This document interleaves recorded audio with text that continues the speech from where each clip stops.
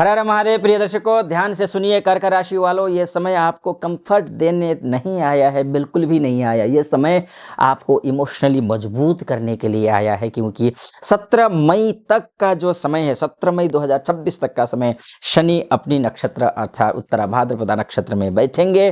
और याद रखिए, ये कर्क राशि इमोशन से चलती है और शनि इमोशन नहीं समझते, इसलिए इमोशन के लिए जगह ज़्यादा नहीं है। इन 17 मई तक ध्यान रखना। शनि कहते हैं जो भीतर जमा है उसे साफ करो। अब सवाल ये नहीं कि आपको क्या महसूस होता है, अब सवाल ये है कि आप उस फीलिंग्स के साथ क्या करते हैं।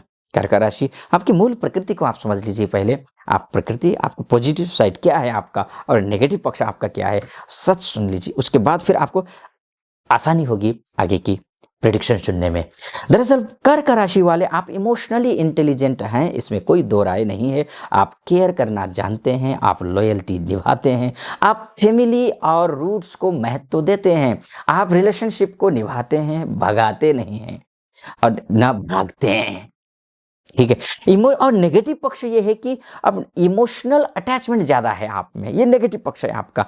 पास्ट को छोड़ ना पाना, नहीं बात कही बीती ताही बिसारी दे, आगे की सुधी ले, ये वाला नेचर आपका नहीं है। आप याद करते रहते पास्ट में ऐसा हुआ था, ऐसा, ये नहीं। फियर ऑफ लॉस, ये भी आपकी एक प्रॉब्लम है। साइलेंट सफरिंग, ये भी है।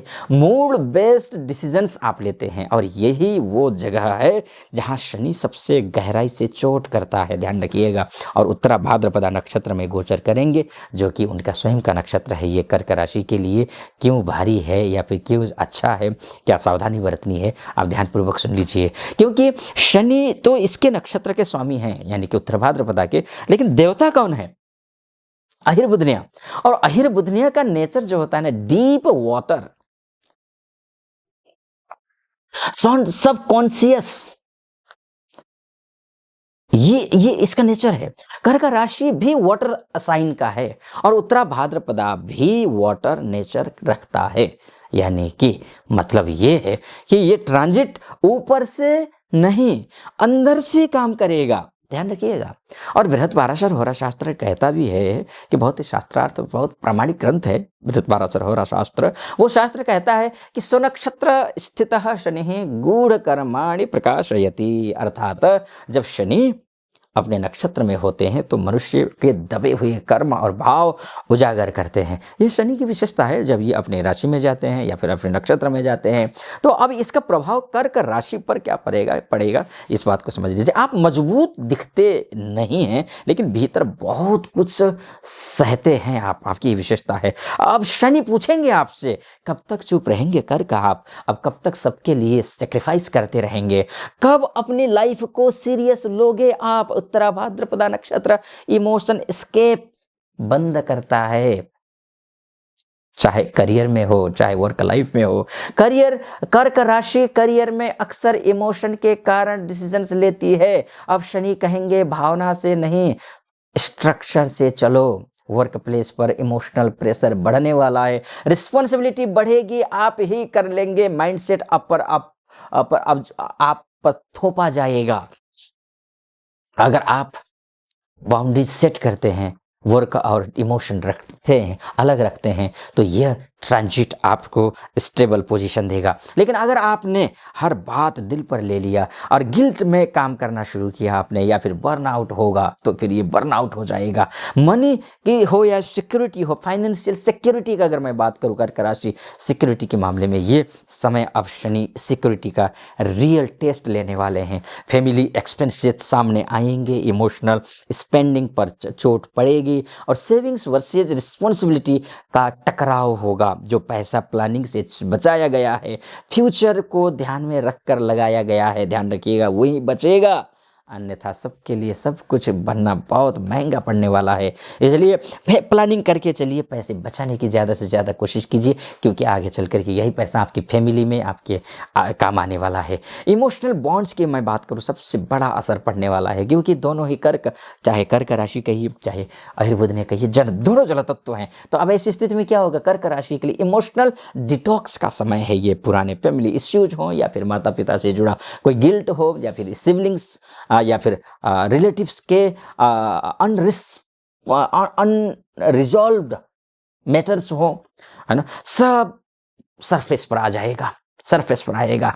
अब या तो आप बाउंड्रीज बनाएंगे या फिर इमोशनली ड्रेन्ड हो जाएंगे। ये समझ समझ लीजिए, आप शनि कहेंगे केयर करो लेकिन खुद को खत्म मत करो, कर्क राशि, है ना। अब चाहे बात करें आपकी पर्सनल लाइफ की, चाहे बात करूं मैं आपकी मैरिज की, तो कर्क राशि आप प्रेम में पूरी तरह डूब जाते हैं। ये आपकी कर्क राशि की विशेषता है ना। अब शनि पूछेंगे आपसे, ये रिश्ता बैलेंस में है, ये सिर्फ आप निभा रहे हैं, वन साइडेड एफर्ट्स टूटेगा, इमोशनल डिपेंडेंसी सामने आएगी, कमिटमेंट का सच दिखेगा। जो रिश्ता न्यूट्रल म्यूचुअल रिस्पेक्ट पर टिका है वो और मजबूत होगा। जो रिश्ता सिर्फ गिल्ट और फियर पर टिका हुआ है उसका समय खत्म होने जा रहा है, वो पेनफुल ट्रूथ दिखाने वाला है। अब हेल्थ को लेकर के भी पेन मत लीजिए, फिजिकली वर्कआउट करना शुरू कर दीजिए, ताकि कर्क राशि की बीमारी अक्सर इमोशनल से शुरू होती है,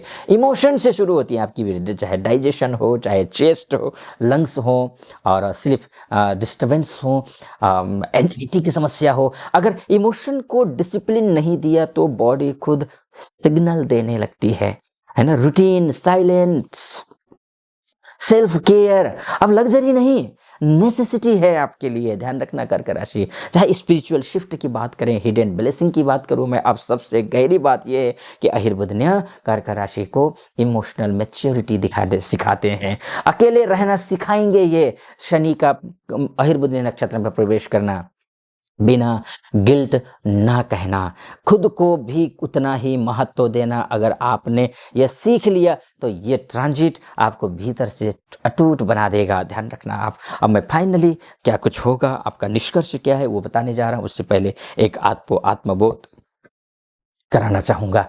वो आत्मबोध ये है कि अगर आप यहाँ तक पहुँचे हैं तो आपको सब्सक्राइब चैनल को करना है, चैनल को सब्सक्राइब, वीडियो को लाइक और कमेंट बॉक्स में हर हर महादेव लिख दीजिए। और आप अपनी कुंडली दिखाना चाहते हैं, आप महिला हो, पुरुष हो, देश से देख रहे हो, विदेश से देख रहे हो, तो नीचे नंबर है, उस नंबर पे कॉल कर लीजिए, व्हाट्सअप कीजिए, मेरी टीम से बात कीजिए, अपॉइंटमेंट ले लीजिए, मैं स्वयं आपकी कुंडली का विश्लेषण करूंगा।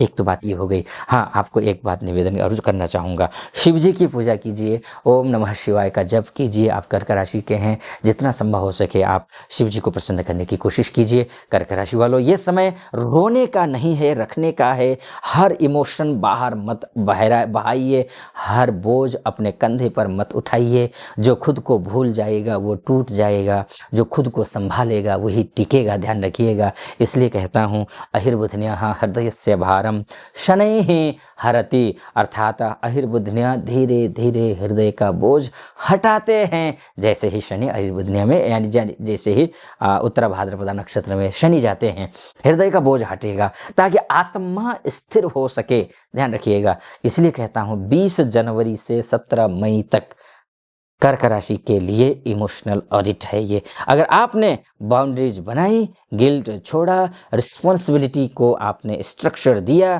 तो यही शनि आपको ऐसा इनर स्ट्रेंथ देंगे कि आगे कोई इमोशनल स्टॉर्म आपको हिला नहीं पाएगा।